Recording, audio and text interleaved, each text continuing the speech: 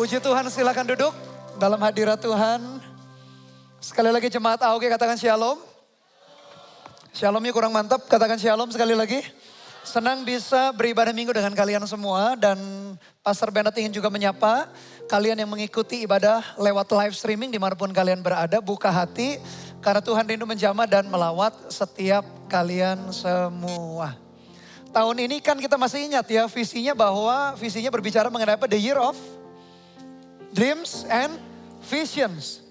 Atau tahun mimpi dan penglihatan. Pastor Bennett yakin Tuhan itu punya visi mimpi.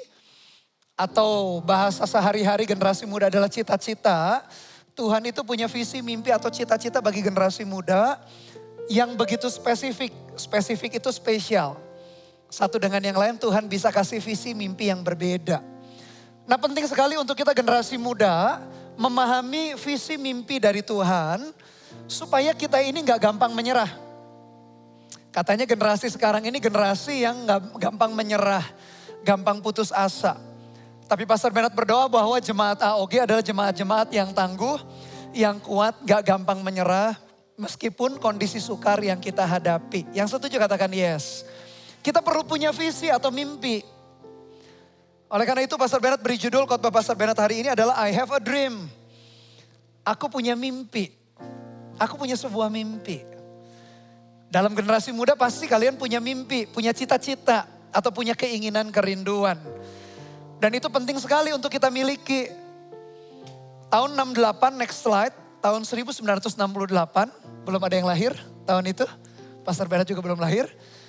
Ada seorang pelari namanya John Stephen Akhwari. Dia dari Tanzania, dari Afrika sana. Lalu dia ikut lomba lari namanya maraton. Maraton itu 42 kilometer. Pernah lari 42 kilometer? Berjalan dari tempat parkir ke sini aja mungkin kita ngos-ngosan. Padahal mungkin berapa ratus meter. Ini 42 kilometer. Juara pertamanya sudah masuk garis finish. Waktu yang ditempuh waktu itu oleh juara pertamanya 2 jam 20 menit. Itu lari 2 jam 20 menit, itu lari ya. Jadi gak nyantai, nganggur, santai, itu lari 2 jam 20 menit. Juara pertamanya sudah masuk garis finish. Nah tapi reporter, wartawan itu masih tunggu. Ada seorang yang belum masuk garis finish. Namanya tadi, fotonya yang tadi tuh, namanya John Stephen Akhwari dari Tanzania. Ini olimpiadenya di Mexico City, tahun 68. Jadi para wartawan itu nunggu, ada satu pelari yang belum masuk, namanya John Stephen Akhwari. Dia masuk 1 jam kemudian setelah juara pertama masuk finish. Jangankan medali, apa yang paling rendah itu medali tembaga, perunggu ya. Jangankan perunggu. Dia itu masuknya sudah 1 jam lewat juara pertama. Dia masuk itu 3 jam 25 menit. Juara pertama tadi 2 jam 20 menit. 1 jam kemudian baru dia masuk. Kenapa dia bisa terlambat? Karena di kilometer 19, karena kontur Mexico City itu naik turun. Kayak kota Semarang kan, kita ini di daerah, gereja kita kan daerah pantai ya. Makanya cukup panas. Kalau di daerah Semarang atas kan daerah bukit. Rada dingin lah ya, meskipun Semarang tetap panas juga.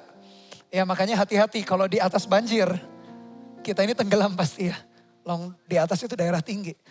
Nah sama juga di Mexico City itu kontur atau medan larinya itu naik turun. Ketika di kilometer 19 dia lari lalu dia bersenggolan dia jatuh. Lututnya bergeser, bahunya cedera. Bayangin ya kilometer 19. Tadi larinya 42 kilometer, sisanya berapa? Banyak banget pokoknya sisanya. Sisanya 23 kilometer ya. Kilometer 19 dia jatuh, kakinya luka. Pernah lari dengan kaki luka? Pasti susah. Lo gak usah luka, normal aja susah kok 42 kilo. Apalagi lah kakinya luka. Tapi dia ngotot. Dia pokoknya pengen lari. 1 jam kemudian masuk finish, gak apa-apa pokoknya aku tetap masuk garis finish. Reporter tanya, kenapa sih kamu kok tetap lari? Lalu dia berkata begini, negaraku jauh-jauh mengirim aku 10.000 mil jauhnya. Bukan untuk hanya mengawali pertandingan. Tapi untuk menyelesaikan sampai garis akhir. Bayangin ya, Seseorang yang namanya John Stephen Akhwari, di tengah jalan dia jatuh, kakinya luka, bahunya lecet. Dia tetap lari, masih 20 sekian kilometer tetap harus lari. 23 kilometer. Usaha yang perlu dikeluarkan begitu luar biasa. Tapi kenapa dia tough? Kenapa dia tangguh? Kenapa dia gak mudah menyerah? Kan bisa aja dia bukan protes lah ya. Dia alasan sama negaranya, sama presiden yang kirim, sama klub lari yang dia kirim, yang mengirimkan dia. Dia kan bisa bilang, loh aku jatuh kok. Gak apa-apa dong. Aku gak perlu selesaikan sampai garis akhir. Tapi dia ngotot. Dia punya determinasi, pokoknya tetap aku harus selesaikan sampai garis akhir. Meskipun larinya tertatih-tatih, bahunya luka, dia tetap lari. Masih ada 23 kilometer, dia lari. Pastor Bernard juga suka lari soalnya. Lari gunung, trail run namanya. Naik turun gunung. Pastor Bernard tahu, lari itu perjuangannya luar biasa. Menurut pelari-pelari maraton ya, di kilometer 21 setengahnya, itu tuh badan kaki mungkin sudah mulai lecet. Sudah mulai jenuh larinya. Bayangin ya 21 kilo meskipun di luar. Tapi kan jenuh lari melulu. Perjuangannya di dalam mental, di dalam batinnya. Tapi John Stephen Akhwari akhirnya tetap gak masuk garis finish. Memang di waktu itu tahun 68 dia tidak dapat medali emas. Dia bukan juara satu. Tapi sejak hari itu setiap kali orang mau lomba lari maraton selalu mengingat ada seorang pria namanya John Stephen Akhwari dari Tanzania. Berlari sampai selesai. Dan itu menginspirasi atau menjadi contoh, menjadi teladan bagi pelari lainnya. Kenapa dia tidak menyerah? Karena dia punya tujuan. Dia berkata negaraku mengirim aku bukan untuk mengawali garis start. Semua kalau ngawali mudah. Tapi menyelesaikan sampai garis akhir itu pertanyaannya luar biasa besar. Sama juga dalam kehidupan kita sebagai generasi muda. Tuhan taruh visi, Tuhan taruh mimpi, Tuhan kasih cita-cita. Supaya generasi muda jemaat AOG tidak mudah menyerah. Karena tantangan itu pasti ada. Ada yang gak pernah ngadapin masalah, bisa angkat tangan, foto ke depan. Termasuk manusia langka, gak mungkin deh semua kita pernah mengalami masalah. Atau selalu mengalami masalah, asal jangan buat masalah. Gak usah masalah dibuat, masalah itu datang. Entah orang tua kita karena pandemi kemarin kerjaannya jadi terkendala. Akhirnya gak bisa sekolahkan kita, kuliahkan kita. Entah mungkin kita problem kesehatan. Entah ketika kita ujian, ketika kita sekolah online kemarin kan sudah pada onsite nih. Sebelumnya ngalami kendala internet lah, gak ada kuota data lah. Guru jelasin lewat online gak jelas lah. Dosennya juga ketika ngajar mungkin gak jelas lewat online. Setiap kita ngalami problem. Tapi tahu gak teman-teman generasi muda, masalah seharusnya tidak membuat kita putus asa. Masalah tidak membuat kita akhirnya berhenti berlari dari lomba kehidupan. Karena semua kita Tuhan kasih visi, Tuhan kasih mimpi supaya kita berlari sampai garis akhir. Oleh karena itu penting sekali generasi muda harus punya cita-cita, punya kerinduan, punya mimpi. Mau jadi apa sih ke depannya? Karena Tuhan ciptakan kita unik. Tuhan taruh visi dan mimpi itu.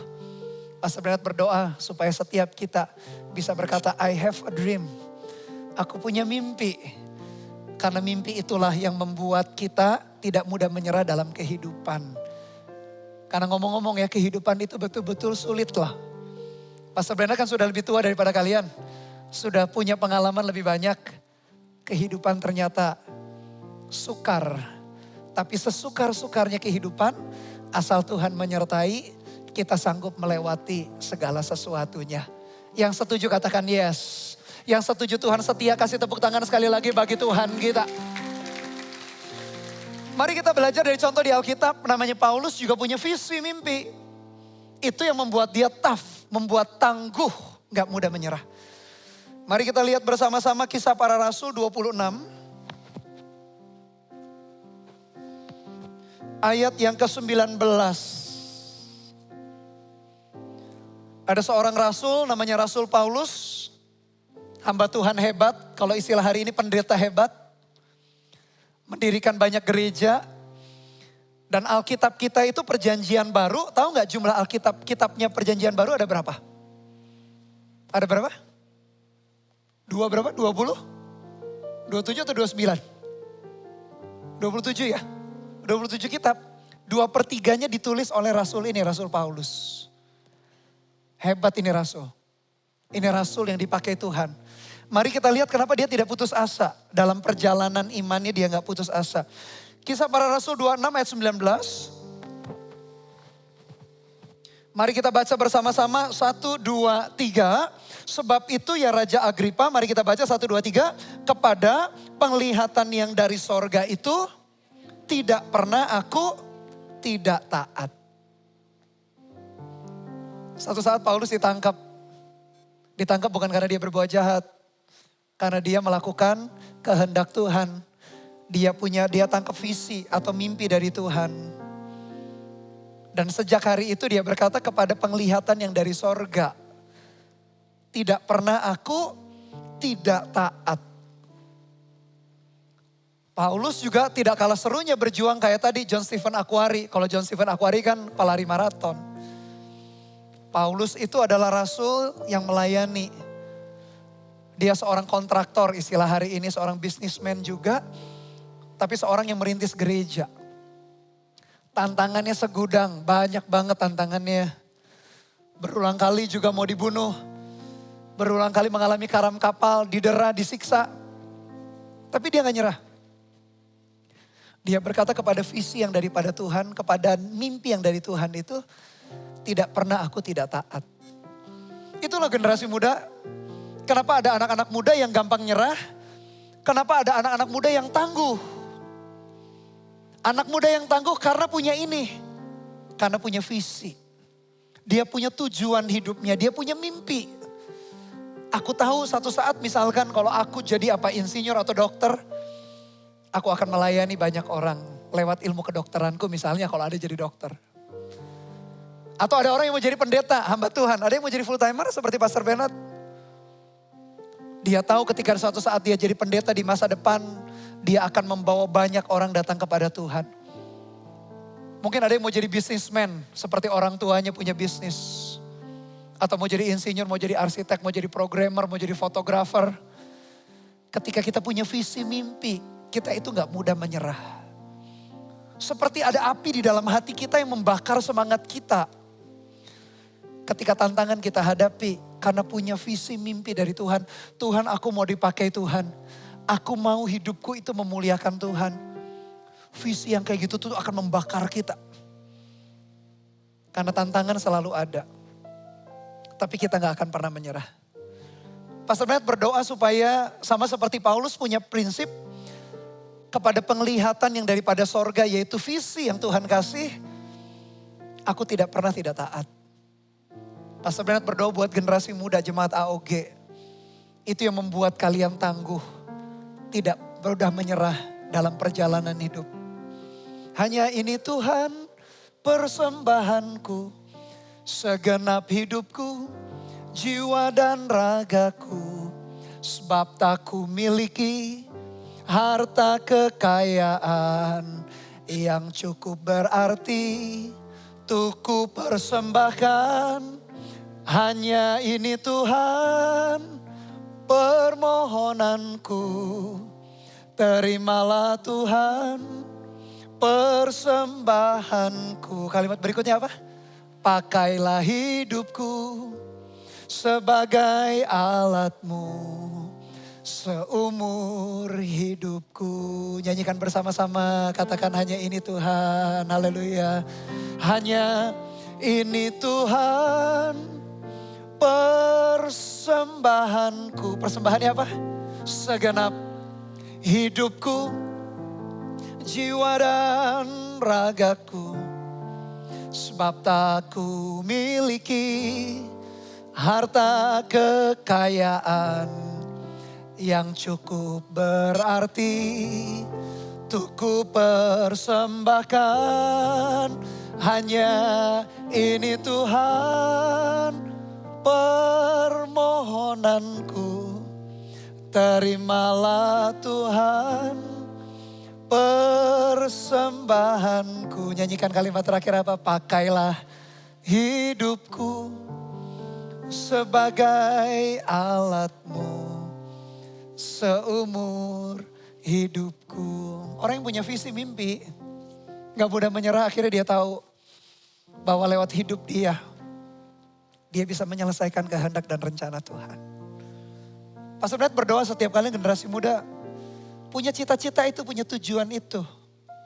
Berdoa, diskusi sama orang tua, diskusi sama CG, sama CGL di dalam CG. Karena mimpi itu yang membuat kita tough. Mimpi itu yang membuat kita tangguh.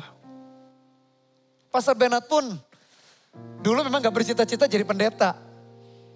Tapi sejak mengalami perjumpaan dengan Tuhan, nanti Pastor Bernard cerita, di situ Pastor Bernard punya mimpi untuk menjadi hamba Tuhan. Dan itu yang membuat Pastor Bernard kuat sampai hari ini. Apakah pendeta gak punya masalah? Pendeta punya masalah gak ya kira-kira? Punya. Sama juga. Loh, apa karena Pastor Bernard pendeta lalu ngisi bensin gratis? Tinggal keluarkan NIJ. Ini loh, gua pendeta Mahor Sharon.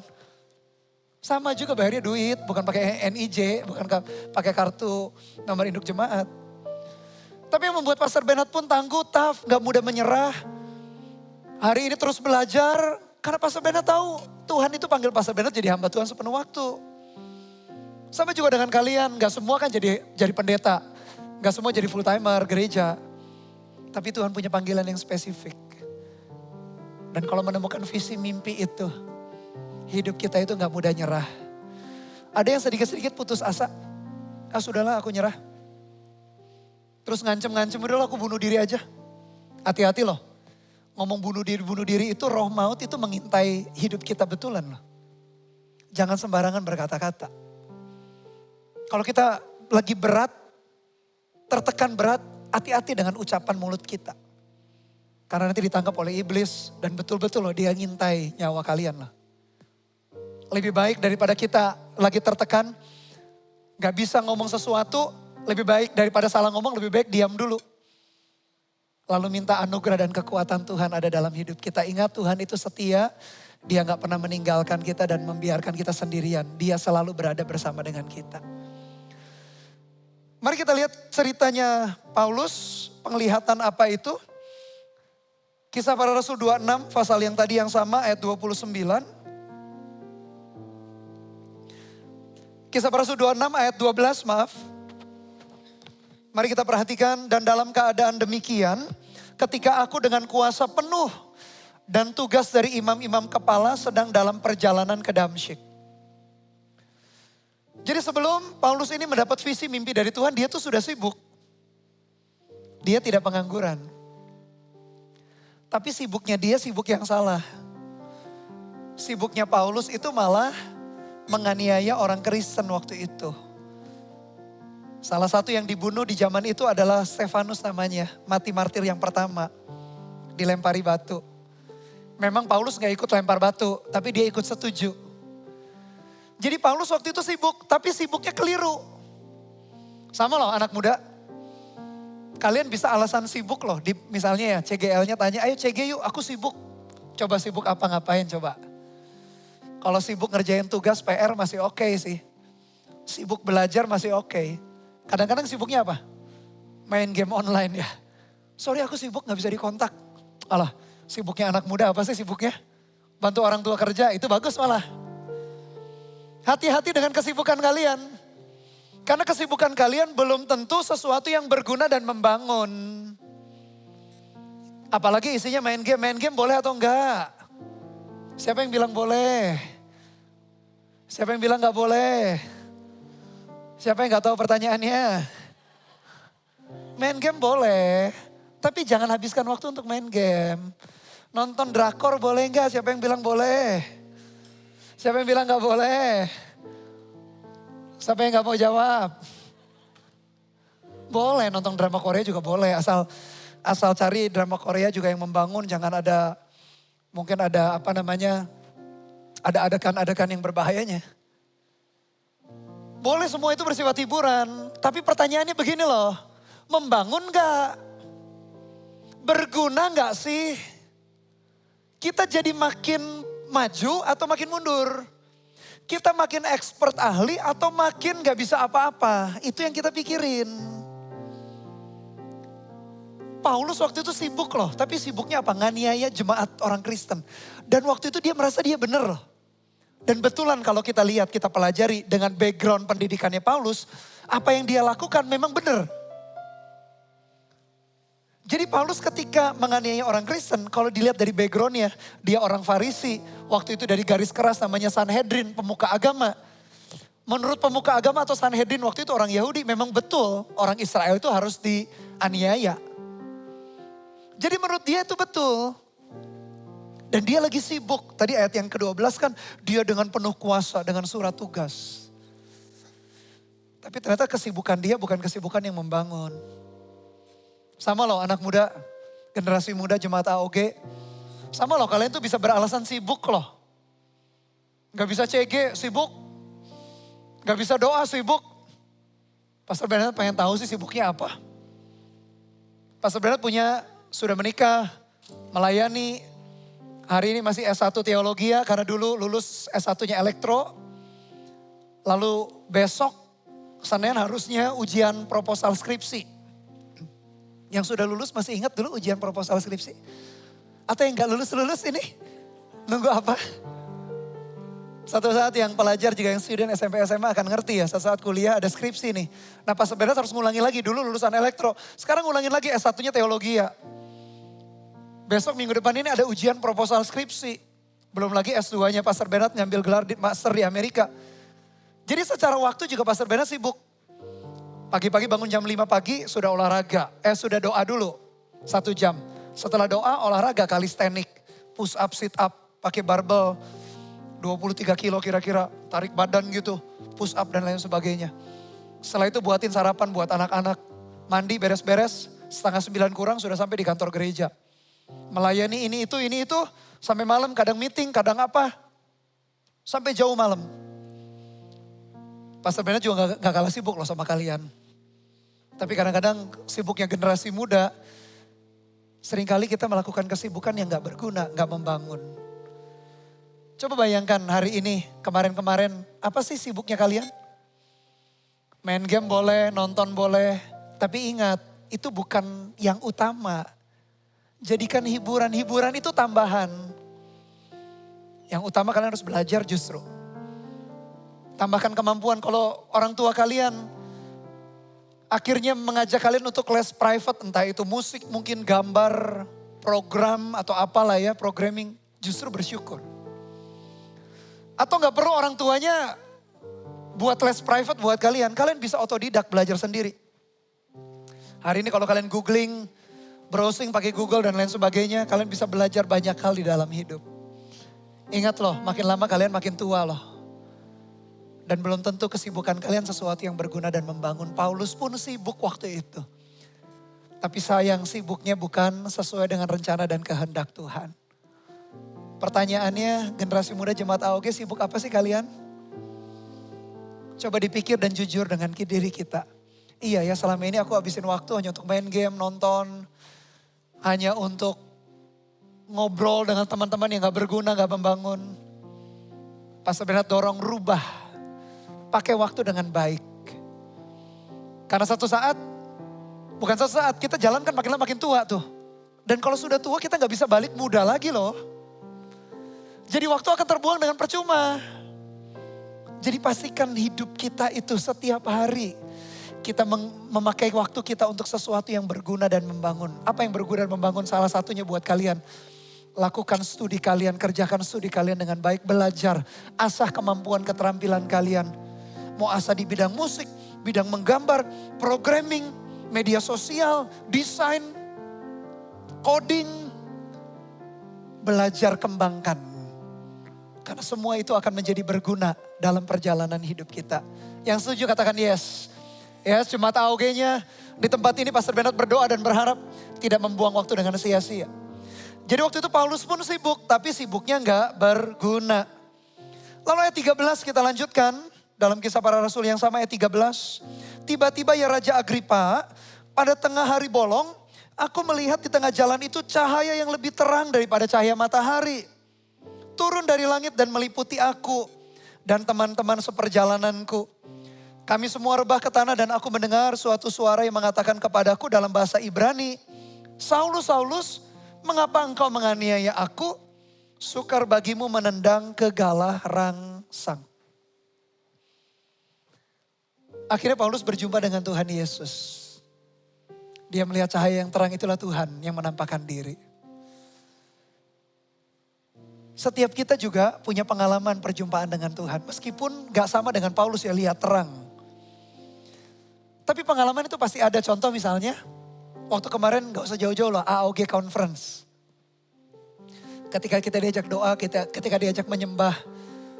Lalu ada di antara kita yang perasaannya terharu, ingat kebaikan Tuhan. Akhirnya kita menangis. Pas Bernard dengar ceritanya, banyak generasi muda yang berlutut nangis. Bersyukur buat anugerah Tuhan. Tapi menyesali dosa-dosanya, itulah perjumpaan dengan Tuhan. Di titik itulah Paulus akhirnya berubah hidupnya. Pas Bernard juga sama, ketika kelas 3 SMA. Di persekutuan doa itu. Pastor Bernard juga mengalami perjumpaan dengan Tuhan. Maksudnya Pastor Bernard lihat terang? Enggak. Pastor Bernard juga gak lihat terang kayak gitu. Tapi di persekutuan itu perasaan yang sama seperti kalian waktu di AOG Conference kemarin. Rasanya terharu, ingat kebaikan Tuhan. Rasanya senang bisa kenal sama Tuhan. Bisa berdoa, bisa baca Alkitab. Itulah perjumpaan dengan Tuhan. Sejak hari itu, Pastor Bernard berpikir, Tuhan kayaknya gak ada cita-cita yang lain yang lebih tinggi. Selain melihat orang-orang itu bisa kenal Tuhan. Sejak hari itu Pastor Bernard melayani sebagai volunteer. Masih selesaikan kuliahnya Pastor Bernard sampai selesai. Tapi sambil melayani. Disitulah Pastor Bernard terpanggil jadi hamba Tuhan sampai hari ini. Pastor Bernard merasa Tuhan kayaknya gak ada cita-cita lain yang lebih mulia atau lebih menyenangkan dibandingkan melihat orang satu persatu akhirnya kenal Tuhan Yesus. Dan itulah yang Pastor Bernard pegang sampai hari ini. Meskipun ada tantangan, meskipun ada masalah, Pastor Bernard tetap kuat. Karena tahu terhadap penglihatan itu. Terhadap panggilan Tuhan itu, Pastor Bernard gak mau gak taat. Tuhan, aku mau taat. Nah, setiap kalian kan pasti mengalami perjumpaan dengan Tuhan ya. Meskipun gak lihat terang langsung. Tapi ketika kalian terharu, ketika kalian nangis di CG, nangis di ibadah, merasakan Tuhan itu baik. Nah, itulah perjumpaan dengan Tuhan. Jadi setiap kalian pasti sudah mengalami. Nah, kalau kalian mengalami perjumpaan dengan Tuhan, Tuhan panggil kalian semua kita untuk kita berjalan dalam rencana dan kehendak Tuhan. Jangan tinggalkan Tuhan dalam hidup kita. Jangan tukarkan dengan apapun juga. Yang setuju katakan amin, amin. Jangan tukarkan Tuhan. Entah kalian satu saat jadi dokter, jadi insinyur, jadi arsitek, jadi fotografer, jadi programmer, jadi artis mungkin, jadi YouTuber mungkin. Apapun itu, pokoknya akhirnya adalah aku mau meninggikan, memuliakan Tuhan. Hanya ini Tuhan persembahanku, segenap hidupku, jiwa dan ragaku. Sebab tak ku miliki harta kekayaan yang cukup berarti untuk ku persembahkan. Hanya ini Tuhan permohonanku. Terimalah Tuhan persembahanku. Kalimat terakhir nyanyikan sama-sama 1, 2, 3. Pakailah hidupku sebagai alatmu seumur hidupku. Akhirnya itu juga yang jadi doa Paulus. Akhirnya dia rindu Tuhan memakai hidup dia. Ada orang yang jadi pendeta, ada orang yang jadi bisnismen, ada orang yang jadi dokter, arsitek, atau apapun itu profesi. Cita-cita yang kalian rindukan di dalam hati Tuhan juga yang kasih. Tapi pada akhirnya adalah segala sesuatu untuk meninggikan, untuk memuliakan dia saja. Tapi kalau kita punya visi mimpi dari Tuhan, kita gak mudah menyerah. Kita mau terus belajar. Hari ini Pastor Bernard di tengah-tengah kesibukan studi, juga sebagai seorang suami, sebagai seorang ayah, sebagai seorang pendeta, sebagai seorang mahasiswa. Pastor Bernard, aduh Tuhan harus lakukan ini dan itu. Tapi aku gak mau menyerah. Aku Tuhan terus mau melayani. Gereja juga tantangannya banyak loh. Tapi aku gak nyerah Tuhan. Karena aku tahu Tuhan kau panggil aku untuk meninggikan, memuliakan. Demikian juga dengan kalian. Apapun cita-cita yang Tuhan taruh di dalam hati. Lalu ayat 14 kan dikatakan demikian. Kami semua rebah ke tanah dan aku mendengar suatu suara yang mengatakan kepadaku dalam bahasa Ibrani, Saulus, Saulus, mengapa engkau menganiaya aku? Sukar bagimu menendang ke galah rangsang. Apa sih galah rangsang itu? Next slide, galah rangsang itu adalah sebuah tongkat. Atau bisa disebut sebagai tongkat ini adalah kusa, namanya kusa, bukan kusta ya, kusa. Jadi tongkat itu sebetulnya dipakai untuk mengarahkan hewan. Entah itu lembu, sapi, atau bahkan gajah sekalipun. Jadi kusa itu tongkat, ujungnya itu lancip, sebetulnya tajam. Contoh gajah misalnya, gajahnya gak mau nurut. Tongkat itu dipukulkan ke kepalanya, lalu ditarik. Kan yang tajam itu nancap di kepala ya. Si hewan itu kan akan kesakitan, akan akhirnya ngikuti arahan daripada orang yang ngontrol, yang pegang tongkat galah rangsang atau kusa itu. Nah sama dalam hidup kita, kenapa Tuhan berkata kepada Saulus, kenapa sih kamu sukar bagimu menendang ke galah rangsang? Maksudnya gini loh, Saulus itu ketika hidup di dalam dosa, bukan dalam dosa, hidup di dalam kejahatan dia, batinnya itu menyiksa dia. Dia tahu ini salah. Dalam hati kalian juga sama sebetulnya. Kalau kalian lakukan dosa, kesalahan, atau kalian tadi ngegame terus, kalian gak nurut orang tua. Di dalam hati kalian tuh tahu kok, itu sesuatu yang salah dan keliru. Makin berontak, makin sakit kaliannya. Karena seperti kusa, galah rangsang itu ditancapkan ke kepala. Bukan sungguhan fisik ya, tapi secara rohani. Ditarik supaya kita itu selalu lihatnya ke tujuan Tuhan dalam hidup. Oleh karena itu anak muda yang hidup dalam dosa, hidupnya tuh gak sejahtera sebetulnya. Tersiksa loh.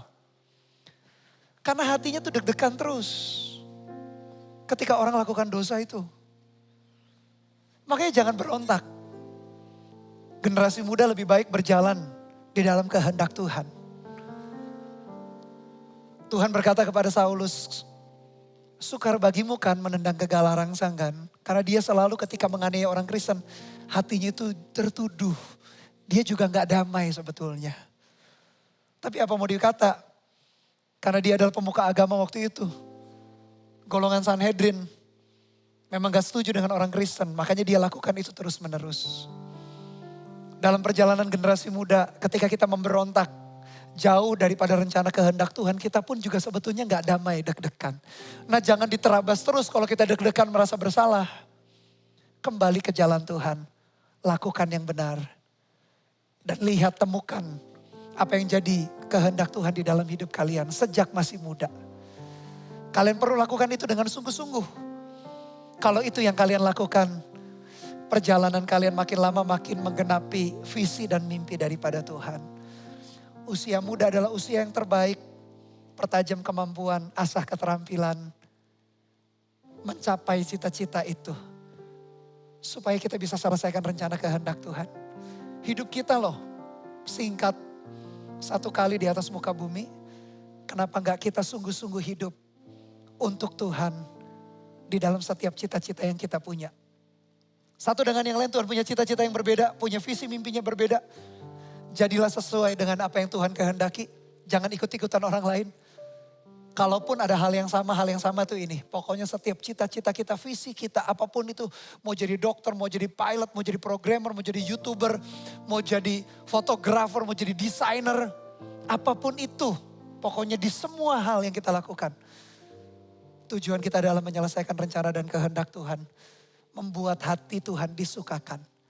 Kalau itu yang kita lakukan, lihat. Kita gak mudah menyerah di dalam kehidupan. Tantangan pasti ada. Tapi kalian akan menjadi generasi muda yang tough. Generasi muda yang tangguh. Yang setuju kasih tepuk tangan sekali lagi bagi Tuhan kita.